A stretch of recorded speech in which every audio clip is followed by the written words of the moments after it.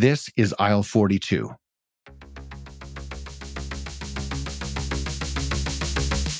Yogurt is a beloved staple for many, and for those of us shopping for the plant-based versions, we've been through some tough times. But now the weird and wacky experimentations are hopefully behind us, and great flavor and simple ingredients are in the mix. In this episode of Aisle 42, we go behind the scenes of Simpla Foods with founders Katie and Ari. We talk about their delicious coconut-based yogurt, their sustainable packaging and plastic reduction program, transparency in ingredient sourcing, the importance of flavor and texture, the power of probiotics, and creating a healthier food system. Trust me, their yogurt is remarkable, good for us and the planet, and I know you're going to love listening in. Oh, and it's the first time having co-founders on the show. Okay, let's jump into the future of food with Ari and Katie from Simpla Foods. Katie, Ari, I love that we're having this chat because my family is picking up what you're putting down. Plant-based yogurt is a staple in our home, and I'm really going to lean into you guys on this one, but I don't want to jump the shark. Let's keep with Aisle 42 tradition and kick things off with you guys telling us, if you were to imagine the perfect grocery store of the future, what would it look like? Well, first of all, thanks, Corwin, for having us today. We're really excited to be here. Ari and I, this is something we actually talk about a lot. We spend quite a bit of time in grocery stores and hanging out in grocery stores. And we actually also run a grocery store, a small general store up in Hockley Valley called the Hockley General Store. It's my family's been owning and operating that store for about 22 years. So Ari and I have been managing that for about 3 years now. So it's definitely something close to home. For us, like our dream grocery store would be, you could walk into a grocery store and it's primarily whole foods, tons of fruits and veggies. And, the dream would be able to like pick up any product off the shelf and have just like super simple, clean label products and feel like, oh, wow, I can really trust the products that are on the shelf in this store. And also for us, we like kind of a smaller to medium-sized grocery store. And if we're talking about the dream, it would be great if it was in a community where friends and family live and you kind of are able to go grocery shopping and see people that you know and maybe go home and cook a meal with them at the end of your grocery shopping. So that's definitely our dream grocery store.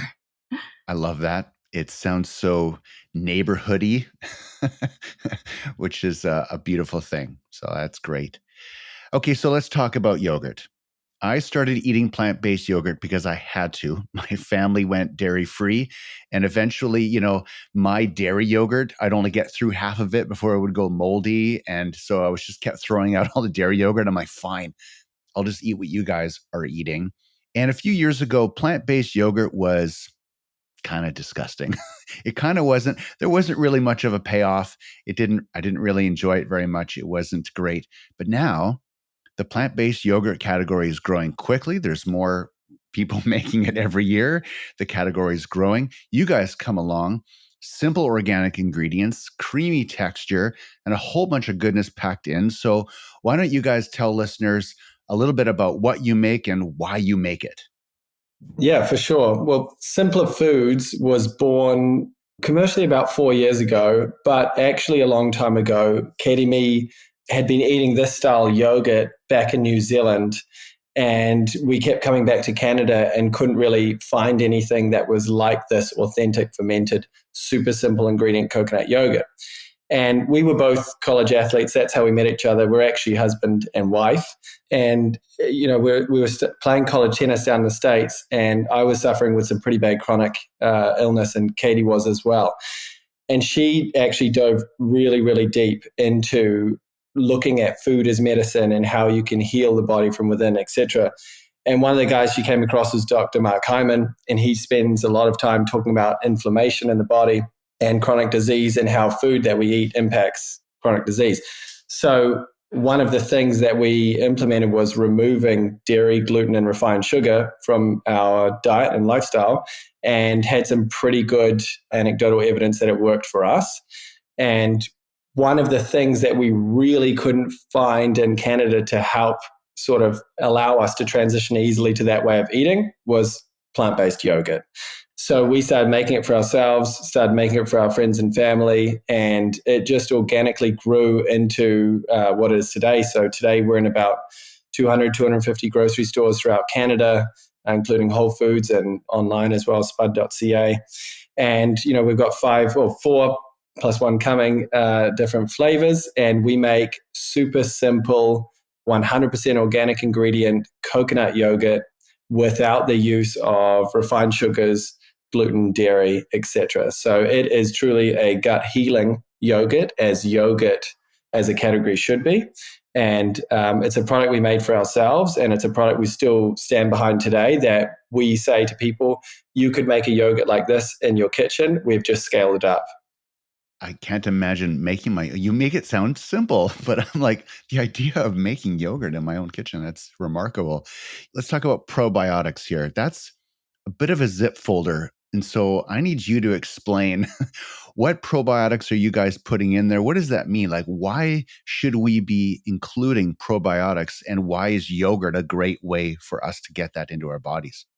Well, probiotics, and again, Corn, we're not probiotic experts. Like, that's not our background. But from listening to experts and listening to the likes of Mark Hyman and those types of people, it was clear and evident, A, that we have probiotics in the human microbiome, and B, that it's a really important part of the food system that has been in somewhat defective more recently because of food safety steps, which are sometimes critical, but also because of the way the food system has gone towards extending shelf life, towards mass production, towards lowering costs, etc. So yogurt was always one of the best foods, and still is, if you choose the right brands, one of the best foods to get natural probiotics that are good for the human microbiome.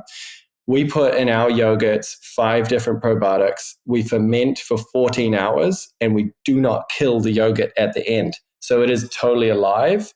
You're getting the benefits of all the living probiotics. The number one that we boost with is Lactobacillus acidophilus, which is one of the most proven probiotics in the world. And we're adding about 5 billion to the start, right? Probiotics is an interesting case study, if you will, because it's a living bacteria that over time over time you actually can watch it on a graph. It actually grows. The colony forming units, they grow, they expand, and then over time they die off naturally because they are living organisms. So you have to claim at the end of shelf life what you think you've got. So for sure, we know all of our yogurts have at least 1 billion CFU per serving. But the interesting thing about the yogurt category is that back in the old days with dairy, every single yogurt had living probiotics in it, just naturally, because the way that people naturally fermented. So what we've done is naturally ferment for 14 hours. And to be frank with you, a lot of the rest of the industry is not doing that anymore. But yeah, we definitely are. That's so good. And so many of your products, if not all of them, are zero sugar. Explain that to me. Why doesn't your product taste like glue? Primarily because of the simple ingredients that we have. So, for example, I can just walk you through. Our original is just 100% organic coconut cream, tapioca starch, which is the Brazilian word for cassava. And basically, we just ferment our product with our probiotics, like Ari said, for 14 hours. So in our original, it's just got 0 grams of sugar, which is amazing. So tons of people who eat keto love to eat our original flavor. With our other flavors, so with our vanilla and our lemon and our chocolate, we sweeten with maple syrup. So we actually have, we only put in a small amount. We don't overly sweeten the product. It just, according to our customers, it's got like the right amount of sweetness. And it's only 3 grams of maple syrup sugar per serving. And obviously maple syrup is not a refined sugar. So that's why we feel good about using it. And we also use 100% organic maple syrup and Ontario maple syrup. Very Canadian of you, by the way, to inject maple syrup into it.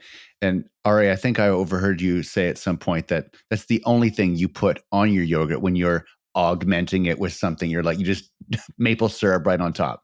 Yeah, well, it's actually interesting because I'm not Canadian. My wife is. No. And but I think Canada's greatest export and greatest invention is maple syrup. There's no doubt about it.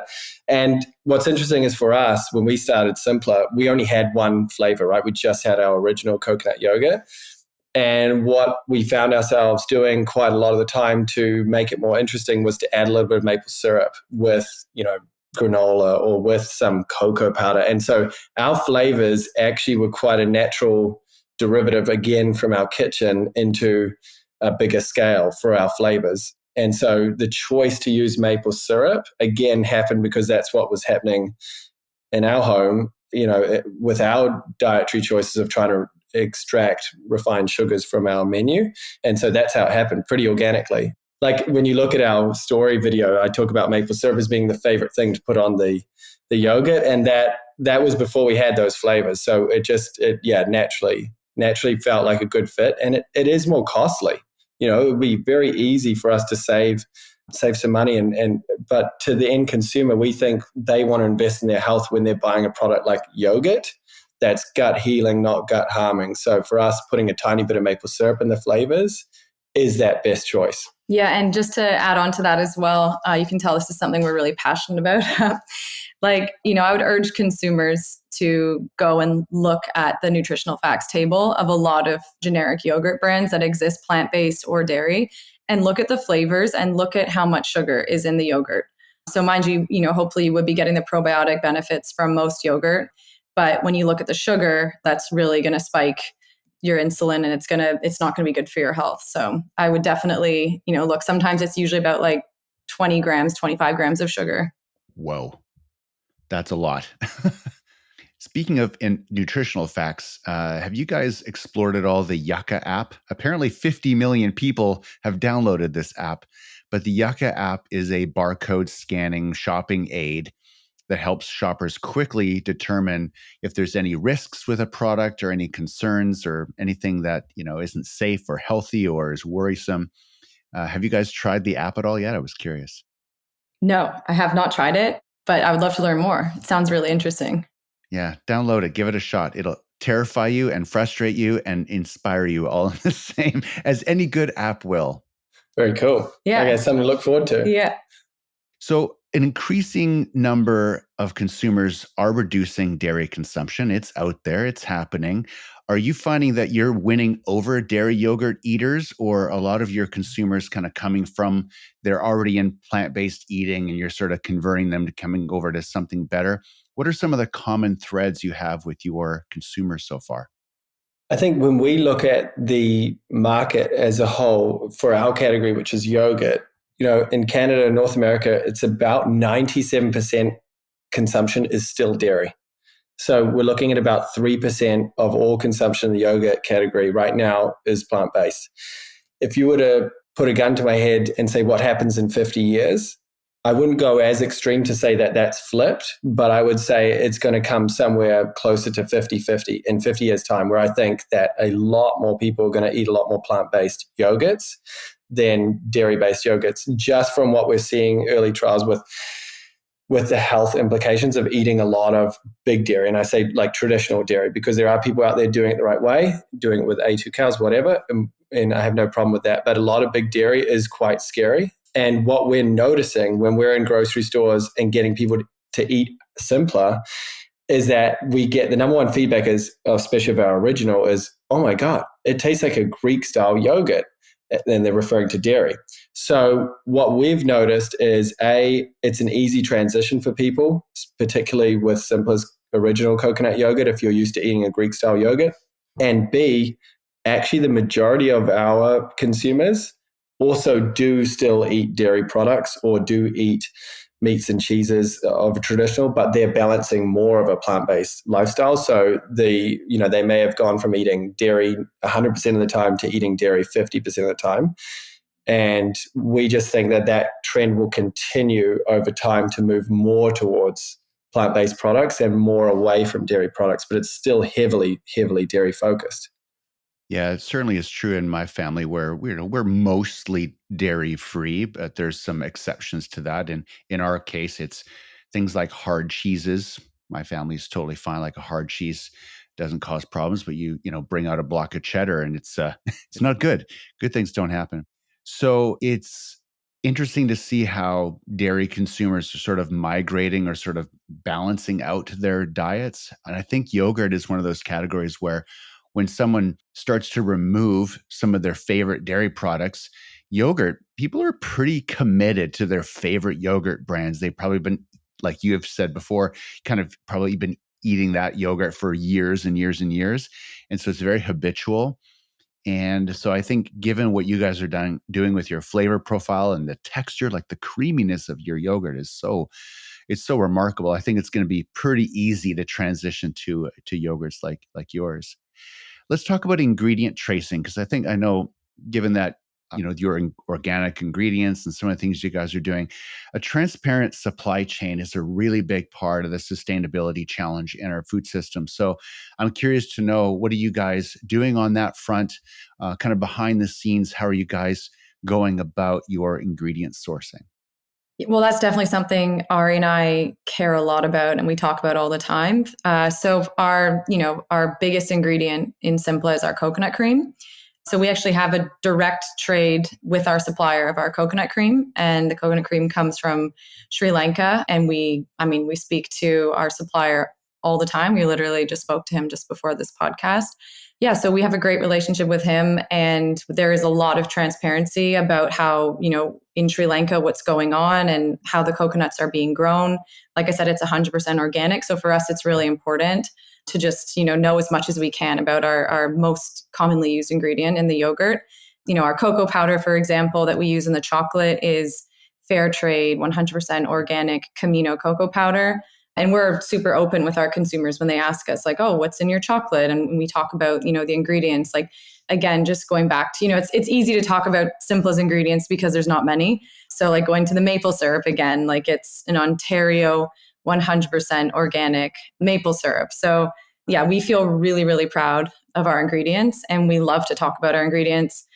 Something else we feel really like personally strong about is not using natural flavors, because we dove fairly deep into flavoring our new flavor coming out, raspberry, that is going to be launching really soon, and our lemon and our vanilla and even our chocolate. And we were, when we were figuring out how are we going to flavor these yogurts, oftentimes it right away came up, oh, what about natural flavors?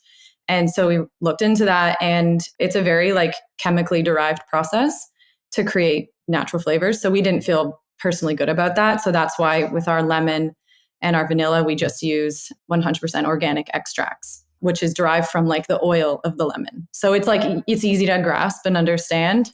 All of our, if I missed anything, Ari, feel free to jump in. No, I think you got it. I mean, transparency is the key for sure. And I think as well as you get bigger, that's what customers expect out of you. We're still a very small company, so we can have a lot of these conversations within consumers. But definitely as we get bigger and have more resources to play with, we were talking about transparency in the supply chain, by the way, this morning. So it's an interesting conversation topic. I think as we get bigger, we would love to implement things like QR codes and stuff like that people can easily pick up our products and know and trust exactly where every single raw ingredient is. As a small company, it's hard to allocate resources to every single project you want to implement. So right now we've been super focused on just getting good quality yogurt out to people. But it's definitely something that we're both really passionate and interested to do, because the whole concept of Simpla is to build trust that when people buy our product, there's super simple ingredients that they know and trust and can read on the back. There's no weird things that they don't understand. There's no chemical derivatives of something. It's just very simple, and hopefully a handful of ingredients or less. I've lemon. We buy your lemon yogurt from the Nature's Fair market here in my town. But the raspberry one I tried at the food show just a couple of weeks ago. Oh my gosh, so good. It's unbelievable. We've been working on the raspberry for a long time, and we've done, I think Ari briefly mentioned it, but we do a lot in our test kitchen, a lot of R&D, and we've tested many, many different flavors. And with like our focus groups and, different friends and family, this one was like checking all the boxes. The raspberry it's delicious. I can't wait for it to get out onto the market and for everybody to have it in their fridges at home. And it's going to do well out here in the West. There's a town in the Fraser Valley called Abbotsford, which for the longest time, and maybe it still is, it's titled Canada's, like, this capital city of raspberries or something like that. It's some grand raspberry moniker over the town. But I grew up picking raspberries as a boy, so raspberries we're like steeped in raspberries out here in the West. When it comes to the planet. You're focused on being plastic neutral, which is great, but you're not just looking at offsetting your production. Your tubs are made of paper. Paper. That's a crazy innovation. Why did you guys go this route? What's been the feedback on your paper tubs? Yeah, well, two things. I think from a sustainability standpoint, first of all, Simpla Foods was sort of founded on that principle in the first place. Obviously with a coconut yogurt comes a lot of upside for the planet versus a traditional dairy yogurt. But then packaging is something that we can completely control as a business, right? We can't necessarily control what consumers do with it, but we can control how we put our product out to the market. So for us, we felt like it was the number one thing we could do to reduce our environmental footprint post actually the product itself is the packaging. And so we scoured the globe, if you will, talked to a lot of different packaging suppliers. We do not make this packaging ourselves. Like, we're not a packaging company, but it was our responsibility to go and figure out what's out there. So we talked to this company called Huhtamaki, and they are an excellent packaging company with pretty innovative team. And they had put this yogurt out to the market, not in Canada, in the United States. And it had been tested, etc., and no one was doing it here in Canada. So we are the first and still the only yogurt company in Canada to use this paperboard packaging. So think of it in a similar way to a coffee cup, if you will. It does still have a very thin plastic lining. It needs to have that plastic lining for food safety and to ensure that the product doesn't spoil after a few days, because yogurt is not a solid unit. It's a liquid. So it will seep out of a 100% paperboard. There's nothing out there that exists that's good yet. But this is the lowest impact. So we did at Simpla, we did a pretty extensive footprint calculator, if you will. We looked at glass, we looked at our paperboard, and we looked at just a traditional recyclable plastic yogurt container. We found that this had about an 88 to 95% reduction in end-of-life plastic. So that's plastic that ends up at the landfill. So there's obviously a few variables there. You look at obviously the actual weight of the plastic units that you're putting out. You look at the weight of the plastic that goes into the supply chain. So think about wrapping on skids and things like that. And then you also look at the recyclability rates in Canada, for example, and what's actually happening. So in Canada, we find there's about a 20% recyclability rate. When you look at a traditional yogurt container plastic versus us, it's a massive, massive reduction in what is actually happening in reality. You could sit there and argue, and I would be very happy to, with people who are putting it in recyclable plastic. And I would say, yep, in a utopia, if every single person recycled the plastic, there's a very good argument that that's a good container. But the reality is that that's not what's happening. So that was our standpoint on trying to mitigate as much as we possibly could that's in our control. Then the second piece that you mentioned was the plastic neutrality. So that sort of was our secondary fight against plastic, where it's similar to carbon credits, where we pay a third party, and that third party is called Repurpose Global, to offset all of our additional end-of-life plastic. So we, every quarter as a company, we're audited by Repurpose Global. We have to transparently tell them how many units of yogurt we sold, how much weight the packaging was, etc. And then they bill us essentially, and they put that money towards projects. Right now, our project's in Indonesia, and people are rescuing trash from landfills and from waterways, putting it back through recycling systems, so that essentially every single gram of plastic that our company uses is actually rescued somewhere else.